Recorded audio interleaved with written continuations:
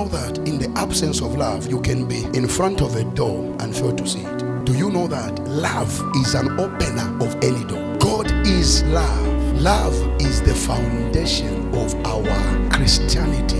If you don't walk in love, there is a limit to how much you can advance in this kingdom. Your change of level, your amount of open doors, opportunities that you can enjoy in this kingdom is dependent on your love. He that loveth not knoweth not God, for God is love. If you walk in love, you walk in God. And it is impossible to walk in God and be a failure. It is impossible to walk in love and be scattered. Love is a foundation of everything that you can build as a child of God. In the absence of love for God and love for his people, your achievements in this life are very limited. The challenge of Christian today is not because they cannot speak in tongues. The challenge of Christianity today is not because they cannot pray. The challenge of Christianity today is not because they cannot do. The challenges of Christian today is not because they cannot read the Bible. The challenge is they cannot love. We have a love problem. Do you know the reason why one of the chairs next to is empty?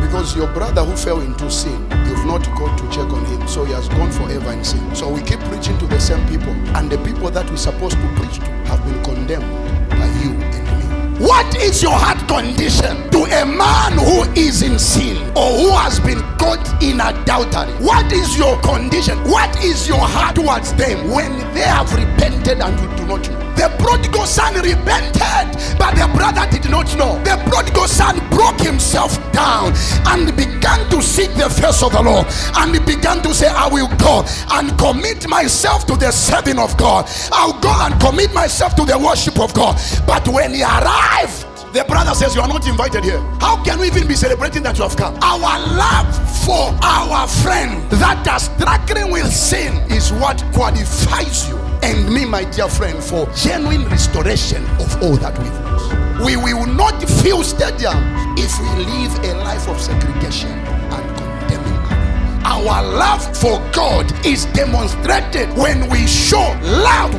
those who have fallen short of the glory of God. When was the last time you caught someone you know is living in sin? Okay, when was the last time you caught someone who was falling? My brother, what is going on? Can we pray together?